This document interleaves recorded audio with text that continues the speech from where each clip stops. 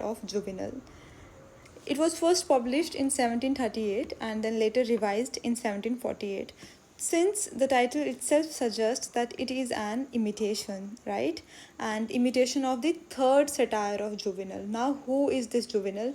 You already know what is satire, and you know that one of the types of satire is Juvenalian satire. It is from the Roman satirist. It got its name from Roman satirist Juvenal. Okay, so in his satire, in his third satire, what Juvenal has presented, that there is one person whose name is Ambrosius, and Ambrosius has decided to leave the city of Rome. Why he has decided to leave the city of Rome? Because of the ensuing corruption of all kinds in that city. So he has decided to leave Rome, and to leave Rome for this beautiful countryside called Tuscan. Okay, so in order to tell his departure from Rome, he has highlighted the various corruptions that has engulfed this city, Rome, by Juvenal, right? Similarly, in this work, London, Samuel Johnson has shown that there is a character, there is a person whose name is Thales, and who is being shown as a speaker, who is being shown as a friend of a speaker, who is leaving London. And why he is leaving London? Because, of course, the corruption that is prevalent in London, and he is leaving London for this beautiful countryside called Cambria. Okay, Cambria, which is modern day Wales. So this is the background of this piece, London. And while going away from London, this person, Thales, has highlighted the various limitations and shortcomings, and the various events that has actually compelled Thales to leave London. And he is telling all these things to his friend, who has introduced us to him in the very first paragraph. Okay, so when we see this text, it starts with an epigraph, and this epigraph actually says that quis ineptoi tab patiens urbis tam feros ut diventa se. So it is also taken from Juvenal's first satire, and in this satire he says that who can endure this monstrous city, who is so iron willed he can bear it. So this is the translation, English translation of this Latin verse, which says that no one can endure this monstrous city. He's actually questioning that who can, right? Then he says that who is so iron willed he can bear it. The person who is so iron willed, a person with a very kind heart, a person with a very soft personality, a person who is honest, a person who is not iron willed, whose heart is not iron willed, cannot afford to live in this place, London. Okay, so what were his complaints from this place, London? This we will see in this poem. So this first paragraph is actually stated by the speaker, and the speaker, we can either assume him as Samuel Johnson himself, or any other speaker. And in the first paragraph, the speaker says that I'm very sad that my friend is leaving this place, but at the same time, I'm happy that he is going to a place which will actually give him happiness. So, although I'm sad that he will no longer live with me, but I'm happy at the same time because he has taken a good decision, right? So, he says in these lines that though grief and fondness in my breast rebel, when injured Thales bids the town farewell. So, it is in iambic pentameter, this entire work, unstressed, stressed syllables, and we have 5 meters, so that's why it's pentameter. And unstressed, stressed, unstressed, stressed, unstressed, stressed, unstressed, stressed, and unstressed, stressed. This will be your how you have to sing this piece. Okay, so he's saying that the grief and fondness in my breast rebel. There is this thing, grief and fondness, but I am calmer thoughts his choice comment. I praise the hermit, but regret the friend. Although I praise his decision, I praise him for his wise decision. That's why I'm calm, but still I regret that my friend will leave this place. And why I regret this decision? Which decision I am regretting actually? That my friend who resolves, who has taken this vow, who has decided that from Wise and London afar to go away from this place, from the Vises of London. And why he is going away? To breathe in distant fields a purer air. And which is that distant field where he is going to breathe a purer air? Of course, Cambria, which is a solitary shore. And by his when he'll go back, when he'll join Cambria, when he'll go to Cambria, what he'll do, he's actually adding up to the community of Saint David, right? So Saint David is the patron of Cambria. Now he's saying here that this, after this first paragraph, it is the speech of Thales only, right? Now entire poem is the exposition, we can say, or the highlighting of the corruption of London. Okay, so what is the pattern that he has employed to highlight the corruption? He is actually more or less juxtaposing the past England, particularly the glories of past England, with the vices of present England, right? Now it is very important to understand the present England so that we can actually see what went wrong in England, and which has made a person like Thales to leave this place altogether, okay, and which has made Samuel Johnson to write this harsh satire, okay. So this is published in 1738, and it is the time of King George I, wherein we have the first Prime Minister of England, who is Robert Walpole, and Robert Walpole's administration is completely corrupt, right? Which is only concerned about its own benefits and material profit, okay.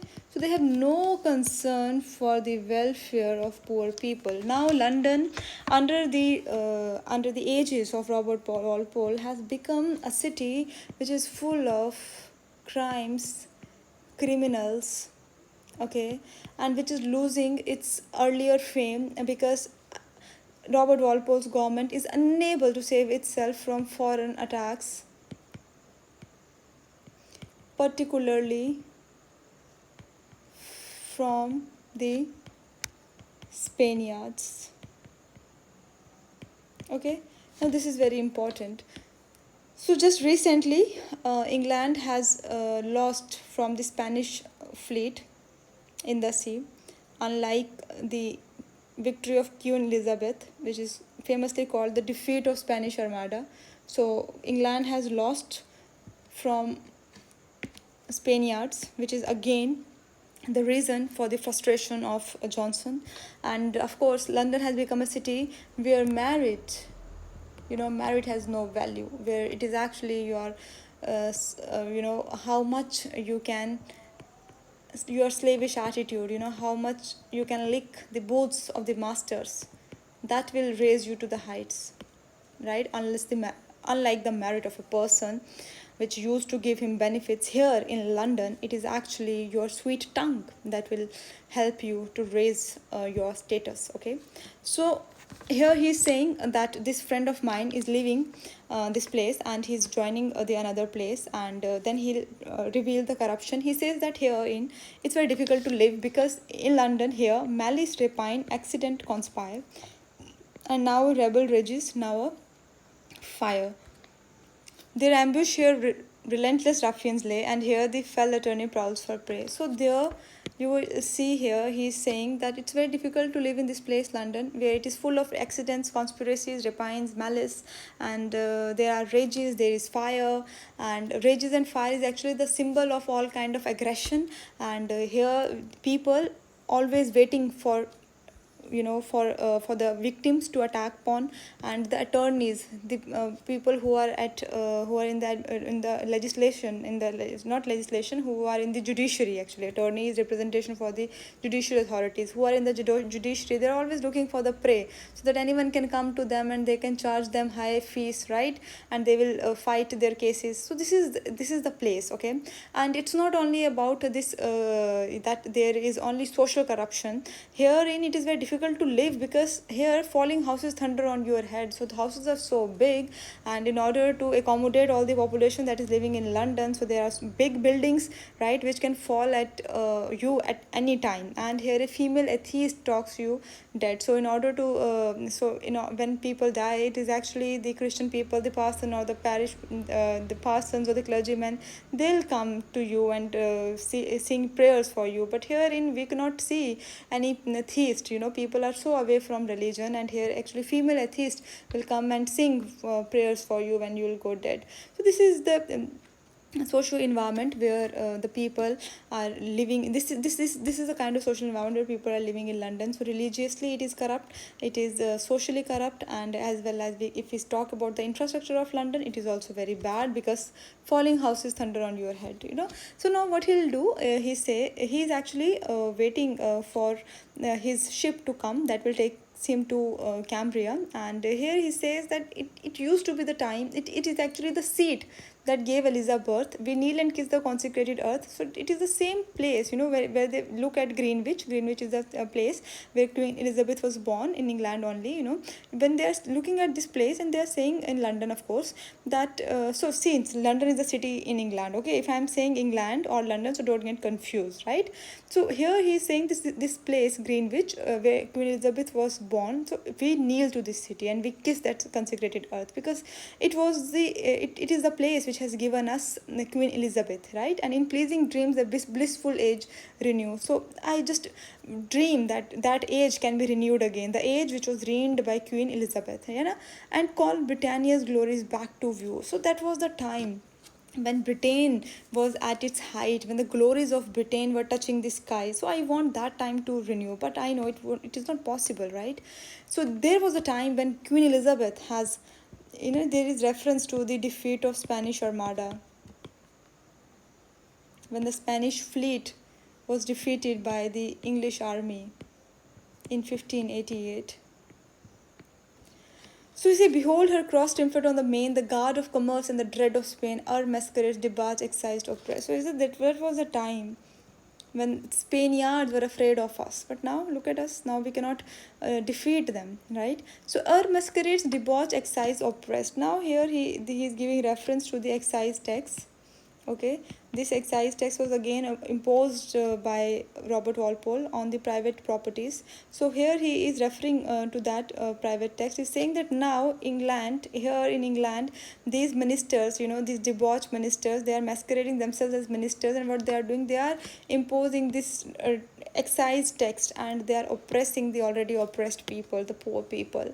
So now English honor is nothing but a standing jest. Okay, it has become a thing of mockery for the people. So he is saying that now I'm not giving explanation of each and every line. I'm just highlighting the important aspects that you have to look for your exams, right? So he is saying that now those days have gone, right?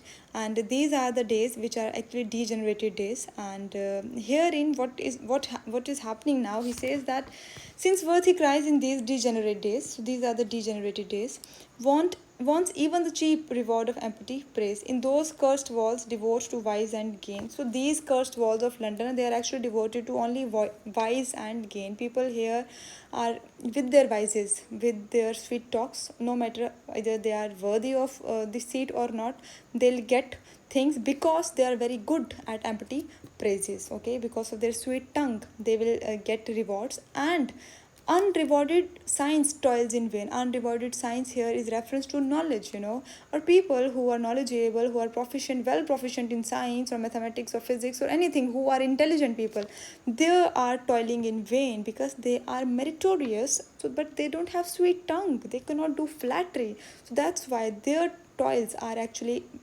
wasting.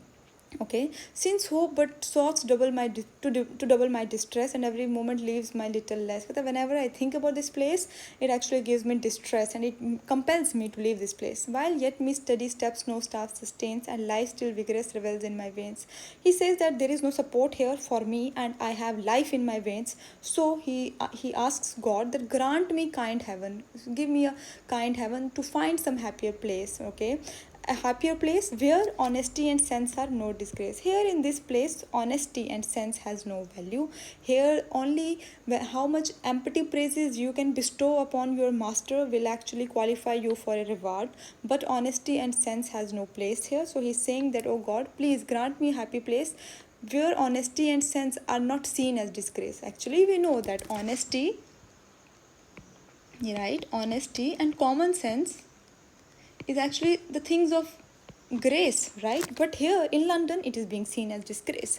So he asks God that let please send me to a beautiful place which has a pleasing bank, where this verdant osier these trees are playing, where there is peaceful valley, where they are, which seems like a mature painting, and where once the harassed Britain found repose. Okay, now he is going to Cambria, and this Cambria is the same place where the ancestors of Britishers have found their place. So he's actually here referring to the invasion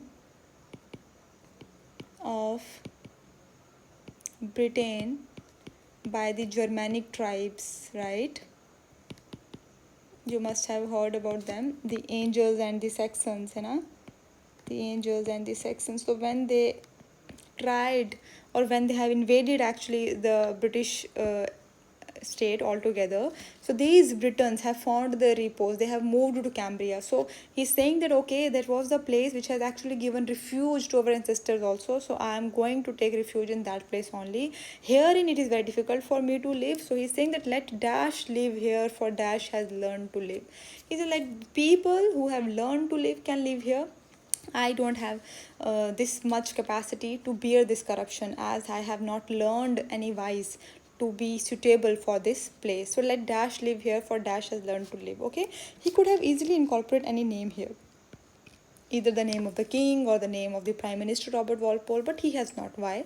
Because Robert Walpole has also imposed another act which is called Theatre Licensing Act, and according to that act all kinds of plays will first has to pass the test of the censor board, and if the censor board would find it fit for the release in the theaters, then only it's it will be released in theater and it will be played out for the wider audience. Otherwise that play would get banned. Okay, and why he has done that, why Robert Walpole has done that, in order to scrutinize that the playwright has not written anything against his government or anything against his policies, right? That's why he has imposed this law which is called the Theatre Licensing Act, right? So that's why he has left it empty, okay, for the intellectual readers to fit in the people that they found appropriate, okay, that they will find appropriate.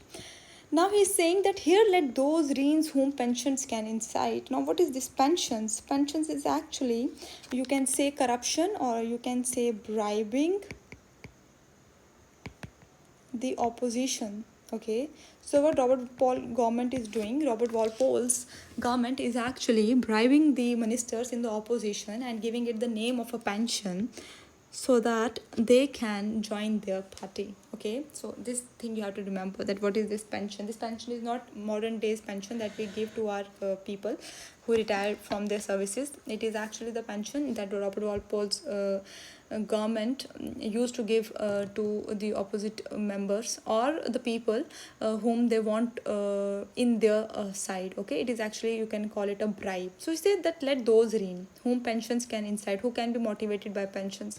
I cannot be motivated by any kind of bribery, so I have no interest in living there in this country.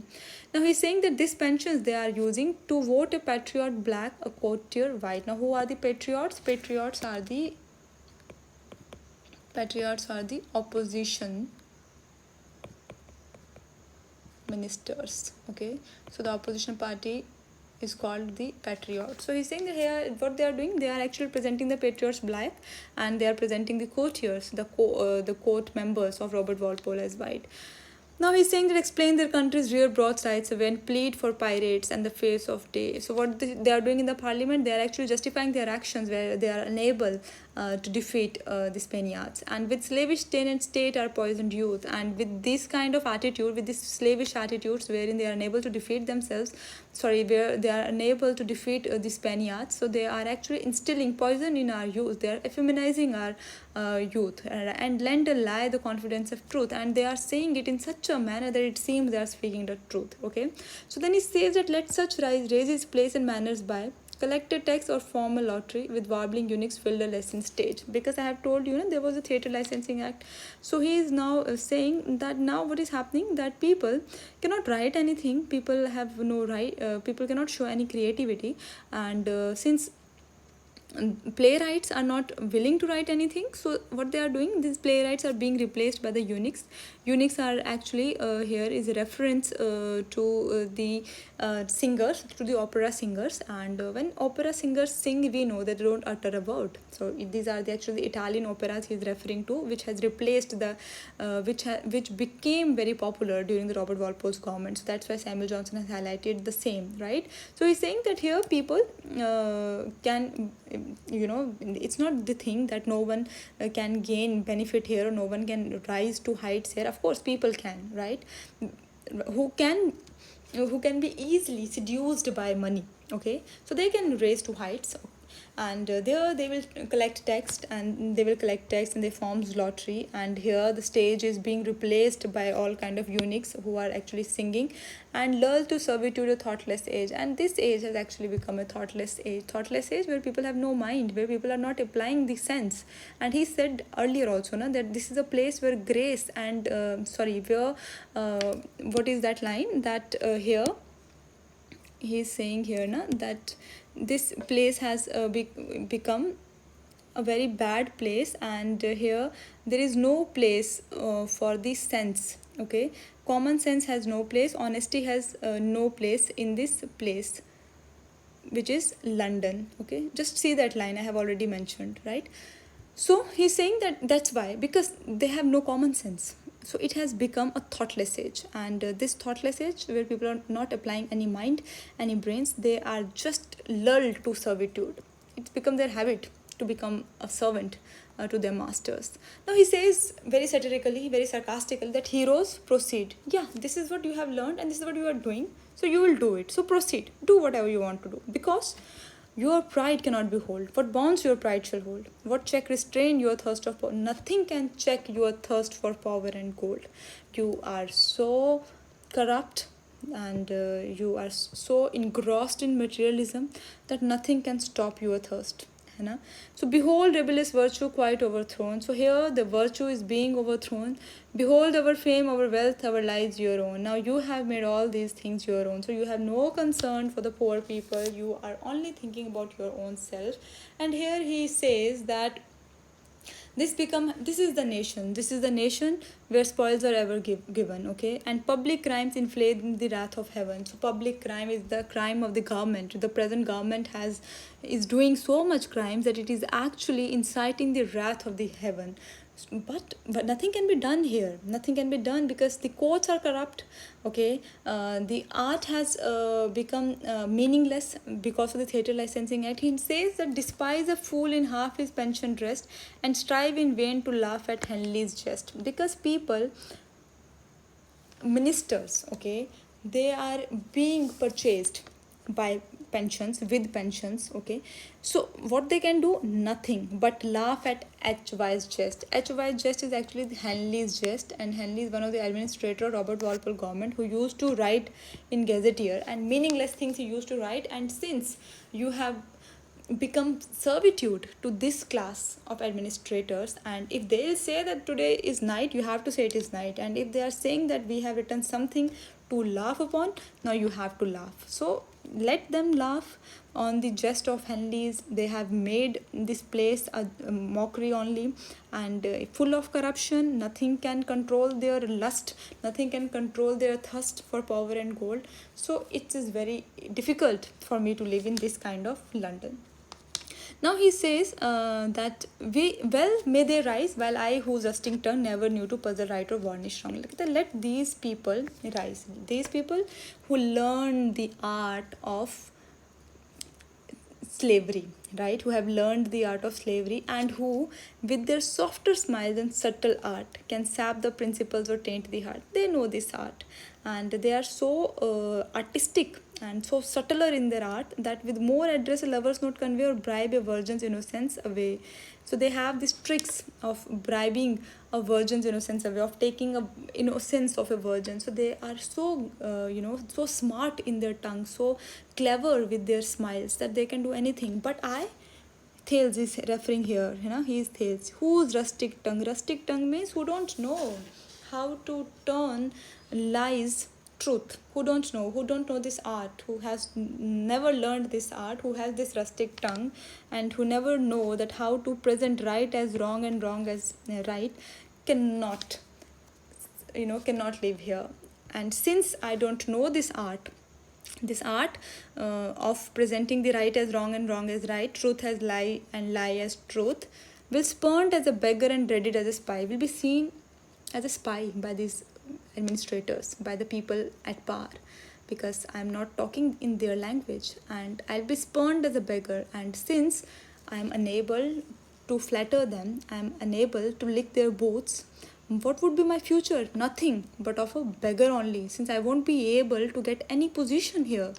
Live unregarded, unlamented, die. So I will live here unregarded. No one will ever able to regard me. No one will ever able to see that a person like Thales is living here, right? I would not be seen by anyone, I would not be heard by anyone, and when I'll die, my death would be unlamented, that no one will lament my death, no one will write elegies or will actually lament for me, will cry for me, because no one will know me. So if I live unregarded, then how would I get a lamentable death, right?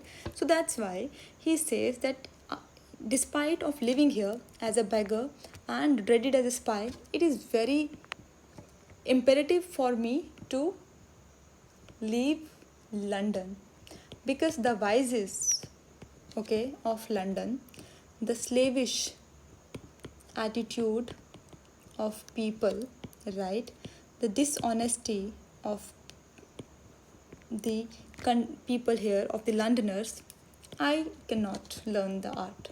I cannot learn this art. That's why what would happen to me? I would die as a beggar and will be dreaded as a spy, will live an unregarded death. So why he is leaving London? And this is very important, because he doesn't want to die as a beggar, and he won't want to be treated as a spy, he doesn't want to live as unregarded, and he doesn't want to die an unlamentable death. That is why he is saying that I will leave London.